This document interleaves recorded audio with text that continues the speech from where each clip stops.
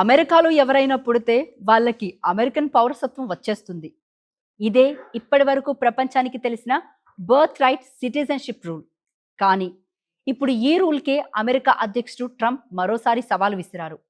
Supreme court ముందుగా Trump ప్రయత్నాన్ని అడ్డుకుంది. అయినా ట్రంప్ వెనక్కి తగ్గలేదు.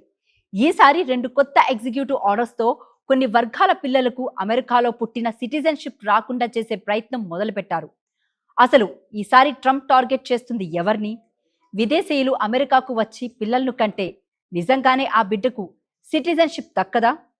సరోగసీ ద్వారా అమెరికాలో పుట్టే పిల్లల పరిస్థితి ఏంటి? ఈ స్టోరీలో పూర్తిగా తెలుసుకుందాం. ట్రంప్ మరోసారి బర్త్ రైట్ సిటిజన్షిప్ పై సంచలన నిర్ణయం తీసుకున్నారు. ఆగస్టు 6, 2026న ఆయన 2 ఎగ్జిక్యూటివ్ ఆర్డర్స్ పై సంతకం చేశారు. అమెరికా గడ్డపై పుట్టిన ప్రతి బిడ్డకు ఆటోమేటిక్గా సిటిజన్షిప్ వచ్చే విధానాన్ని కొన్ని నిర్దిష్ట పరిస్థితుల్లో పరిమితం చేయడమే ఆ దేశాల లక్ష్యం. ముఖ్యంగా birth tourism, foreign government employees, international ఆర్గనైజేషన్స్లో పనిచేసే కొన్ని వర్గాలు, ఫారెన్ టెర్రరిస్ట్ ఆర్గనైజేషన్స్తో సంబంధం ఉన్న తల్లిదండ్రులు, కమర్షియల్ సరోగసీ అరేంజ్మెంట్స్ వంటి అంశాలను ఈ కొత్త ఆదేశాలు టార్గెట్ చేస్తున్నాయి. అయితే ఈ ఆదేశాలు ఇంకా న్యాయపరమైన సవాళ్లను ఎదుర్కొనే అవకాశం చాలా ఎక్కువ. ఇక్కడ ముందుగా అసలు బర్త్ రైట్ సిటిజన్షిప్ అంటే ఏంటో అర్థం చేసుకోవాలి. అమెరికా కాన్స్టిట్యూషన్లోని 14th అమెండ్మెంట్లోని సిటిజన్షిప్ క్లాజ్ ప్రకారం అమెరికాలో పుట్టి అమెరికా జ్యుడిడిక్షన్స్కు లోబడి ఉన్న వ్యక్తులు సాధారణంగా అమెరికా పౌరులుగా పరిగణించబడతారు. ఇది కేవలం వలసదారులకు అనుకూలంగా వచ్చిన ఒక గవర్నమెంట్ పాలసీ కాదు. సివిల్ వార్ తర్వాత రాజ్యాంగంలో చేర్పించిన ఒక కీలకమైన కాన్స్టిట్యూషనల్ ప్రొటెక్షన్. 1898లో అక్కడి సుప్రీంకోర్టు కూడా అమెరికాలో జన్మించిన వ్యక్తికి అతని తల్లిదండ్రులు విదేశీయులైన కొన్ని పరిమిత మినహాయింపులు తప్ప బర్త్ రైట్ సిటిజన్షిప్ వర్తిస్తుందని స్పష్టం చేసింది. అయితే ఇక్కడ ఒక ముఖ్యమైన విషయం ఉంది. అమెరికాలో పుట్టిన ప్రతి వ్యక్తికి ఎలాంటి మినహాయింపు లేకుండా సిటిజన్షిప్ వచ్చేది కాదు. ఫారెన్ డిప్లొమాట్స్ పిల్లలు అమెరికాపై శత్రు దేశాలకు సంబంధించిన కొన్ని పరిస్థితులు వంటి చాలా పరిమిత ఎక్స్పెక్షన్స్ ఉన్నాయి. గుర్తింపు పొందిన విదేశీ డిప్లొమాటిక్ ఆఫీషియల్స్ పిల్లలకు కూడా సిటిజన్షిప్ రాకపోవడం ఇప్పటికీ చట్టపరమైంది. అంటే ట్రంప్ కొత్తగా మొదటిసారి ఎక్స్పెక్షన్స్ అనే కాన్సెప్ట్ తీసుకురావడం కాదు. ఆయన ప్రయత్నం ఏంటంటే ఉన్న ఎక్స్పెక్షన్స్ పరిధిని మరింత విస్తరించాలని అనుకోవడమే అసలు వివాదం. 2025 జనవరి 20న రెండోసారి అధ్యక్షుడిగా బాధ్యతలు స్వీకరించిన రోజే ట్రంప్ ఎగ్జిక్యూటివ్ ఆర్డర్ జారీ చేశారు. అమెరికాలో అక్రమంగా ఉన్న తల్లిదండ్రులకు, అలాగే టెంపరరీ వీసాపై ఉన్న తల్లిదండ్రులకు పుట్టే పిల్లలకు బర్త్ రైట్ సిటిజన్షిప్ నిరాకరించాలన్నది ఆ ఆదేశం ప్రధాన ఉద్దేశం. అంటే tourist visa, student visa, work visa వంటి టెంపరరీ స్టేటస్లో ఉన్న తల్లిదండ్రుల పిల్లలకు సిటిజన్షిప్ను నిరాకరించే విధంగా ఆదేశాలు రూపొందించారు. ఈ నిర్ణయంపై వెంటనే లాసూట్స్ వచ్చాయి. ఫెడరల్ కోర్ట్స్ దాన్ని అడ్డుకున్నాయి. చివరకు విషయం సుప్రీంకోర్టు వరకు వెళ్ళింది. అయితే 2026 జూన్ 30న సుప్రీంకోర్టు ఇచ్చిన తీర్పు ట్రంప్కు పెద్ద ఎదురు దెబ్బగా మారింది. ట్రంప్ ఆదేశాన్ని కోర్టు కొట్టివేసింది. ముఖ్యంగా అమెరికాలో పుట్టిన పిల్లలకు బర్త్ రైట్ సిటిజన్షిప్ కల్పించే 14th అమెండ్మెంట్ను ట్రంప్ ఎగ్జిక్యూటివ్ ఆర్డర్ ద్వారా మార్చలేరనేది తేలిపోయింది. కానీ ఇక్కడే ట్రంప్ అడ్మినిస్ట్రేషన్ మరో స్ట్రాటజీని ఎంచుకుంది. ఒకేసారి లక్షలాది మంది పిల్లలు సిటిజన్షిప్ను ప్రశ్నించే ఆదేశం కాకుండా కొన్ని స్పెసిఫిక్ కేటగిరీస్ను టార్గెట్ చేస్తూ కొత్త ఆదేశాలు తీసుకొచ్చింది.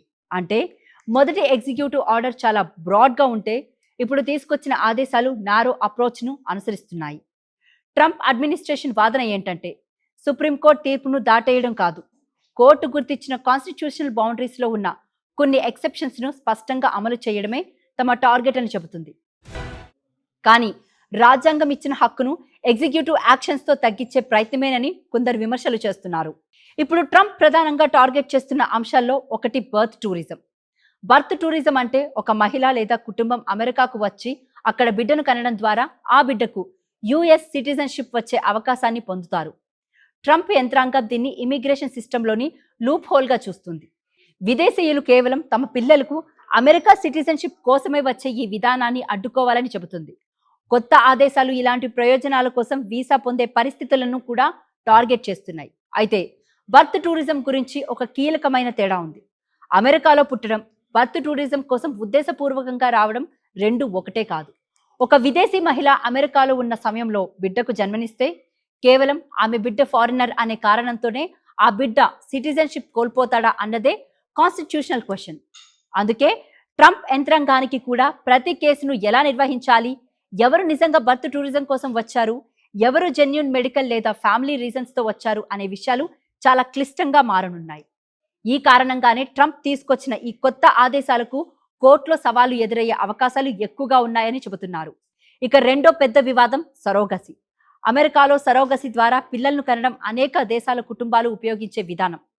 కొందరు ఫారిన్ ఇండియెడ్ పేరెంట్స్ అమెరికాలో సరోగేట్ మదర్ ద్వారా పిల్లలను పొందుతున్నారు. కొత్త ఆదేశాలు సిటిజన్షిప్ ను పొందడమే లక్ష్యంగా ఇలాంటి కమర్షియల్ ట్రాన్సాక్షన్ సరోగసి అరేంజ్మెంట్స్ ను కూడా టార్గెట్ చేస్తున్నాయి.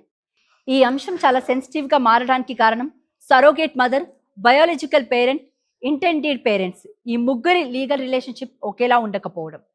అమెరికాలో బిడ్డ పుట్టిన వెంటనే అతని సిటిజన్షిప్ ను తల్లిదండ్రుల ఇమిగ్రేషన్ స్టేటస్ తో ఎంతవరకు అనుసంధానం చేయొచ్చు అన్నది ఇక్కడ అసలు ప్రశ్న. ఇక మూడో వివాదాస్పద అంశం foreign government employees, international organisations. కొత్త ఆదేశాల ప్రకారం కొన్ని ఫారిన్ గవర్నమెంట్ ఎంప్లాయీస్, డిప్లొమాటిక్ సంబంధాలున్న వ్యక్తుల పిల్లలకు బర్త్ రైట్ సిటిజన్షిప్ ఇవ్వకూడదనే ప్రయత్నం జరుగుతుంది. ఇప్పటికే ఫారిన్ డిప్లొమాట్స్ పిల్లలకు సిటిజన్షిప్ పై పరిమితి ఉంది. కానీ ట్రంప్ ప్రభుత్వం ఇప్పుడు దానికి మించి కొన్ని ఇతర కేటగిరీస్ ను కూడా చేర్చాలని చూస్తుంది. యునైటెడ్ నేషన్స్ వంటి ఇంటర్నేషనల్ ఆర్గనైజేషన్స్ లో పనిచేసే కొన్ని విదేశీ ఉద్యోగుల పిల్లల విషయంలో కూడా కొత్త పాలసీ క్వశ్చన్స్ తలెత్తుతున్నాయి. ఇక అందరిలో ఎక్కువగా చర్చకు వస్తున్న మరో అంశం ఫారిన్ టెర్రరిస్ట్ ఆర్గనైజేషన్స్. కొన్ని ఫారిన్ టెర్రరిస్ట్ ఆర్గనైజేషన్స్ లేదా టెర్రరిజంతో సంబంధం ఉన్న పేరెంట్స్ పిల్లల సిటిజన్షిప్ ను కూడా ఈ కొత్త ఆదేశాలు టార్గెట్ చేశాయి. ఇలాంటి డిజిగ్నేషన్స్ తో సంబంధం ఉన్న తల్లిదండ్రుల పిల్లలకు సిటిజన్షిప్ విషయంలో కొత్త లీగల్ టెస్ట్ తీసుకురావడమే ట్రంప్ ఉద్దేశంగా కనిపిస్తుంది. కానీ ఇక్కడే ఒక పెద్ద లీగల్ ప్రాబ్లం వస్తుంది. ఈ తల్లిదండ్రులు టెర్రరిస్ట్ ఆర్గనైజేషన్స్ తో సంబంధం కలిగి ఉన్నారు అని ప్రభుత్వం ఎలా నిర్ణయిస్తుంది? ఒక వ్యక్తికి నిజంగా టెర్రరిజంతో సంబంధం ఉందా అనే దానికి ఏ ఎవిడెన్స్ చూపిస్తారనేది కోర్టులో ప్రశ్నిస్తారు. లీగల్ ఎక్స్పర్ట్స్ కూడా ఈ విషయంలో ట్రంప్ యంత్రాంగానికి సవాలుగా మారొచ్చని చెబుతున్నారు. ఇక్కడే అసలు కాన్స్టిట్యూషనల్ బ్యాటిల్ మొదలవుతుంది. ట్రంప్ అడ్మినిస్ట్రేషన్ చెబుతున్నది 14th అమెండ్మెంట్ లో subject to the jurisdiction thereof అనే పదాలకు పరిమితమైన అర్థం ఉందని. అంటే అమెరికాలో శారీరకంగా పుట్టడం ఒకటే సరిపోదని, తల్లిదండ్రుల లీగల్ రిలేషన్షిప్ స్టేటస్ వంటి అంశాలను కూడా పరిగణలోకి తీసుకొచ్చని ట్రంప్ సర్కార్ గతంలో సుప్రీంకోర్టు ముందు వాదించింది. కానీ మరోవైపు బర్త్ రైట్ సిటిజన్షిప్ కు అనుకూలంగా ఉన్న లీగల్ హిస్టరీ చాలా బలంగా ఉంది. 1898లో వాంగ్ కిమ్ ఆర్క్ తీర్పులో సుప్రీంకోర్టు అమెరికాలో పుట్టిన బిడ్డకు తల్లిదండ్రులు విదేశీయులు అయినప్పటికీ సిటిజన్షిప్ వర్తిస్తుందని స్పష్టం చేసింది. ఆ తీర్పులో కోర్టు ఫారెన్ డిప్లొమాట్స్, శత్రు దేశాల ఆక్రమణ వంటి నారో ఎక్సెప్షన్స్ ను గుర్తించింది. కానీ సాధారణ ఇమిగ్రెంట్ ఫ్యామిలీ పిల్లలను ఆ ఎక్సెప్షన్స్ లోకి తీసుకురాలేదు. ఇదే ట్రంప్ ప్రయత్నాలకు ప్రధాన అడ్డంకులుగా మారుతున్నాయి. అందుకే ఇప్పుడు ట్రంప్ తీసుకున్న కొత్త మార్గం చాలా ఆసక్తికరంగా ఉంది. ఆయన అమెరికాలో పుట్టిన ప్రతి బిడ్డకు సిటిజన్షిప్ ఉండకూడదు అని బ్రాడ్గా చెప్పకుండా కొన్ని స్పెసిఫిక్ కేటగిరీస్ కు సిటిజన్షిప్ వర్తించకూడదు అని చెబుతున్నారు. ఇక ఈ వివాదంలో ఒక పొలిటికల్ యాంగిల్ కూడా ఉంది. ట్రంప్ చాలా కాలంగా బర్త్ రైట్ సిటిజన్షిప్ ను ఇమిగ్రేషన్ సిస్టంలో అబ్యూస్ అవుతున్న అంశంగా చిత్రీకరిస్తున్నారు. ఆయన సపోర్టర్స్ మాత్రం అమెరికా సిటిజన్షిప్ ను అమెరికాలో పుట్టడం అనే ఒక్క కారణంతో ఆటోమేటిక్ గా ఇవ్వడం వల్ల ఇమిగ్రేషన్ ఇన్సెంటివ్స్ పెరుగుతున్నాయని వాదిస్తున్నారు. ముఖ్యంగా illegal immigration, birth tourism, surrogacy వంటి అంశాలను ఒకే పెద్ద ఇమిగ్రేషన్ డిబేట్ లో భాగంగా చూస్తున్నారు.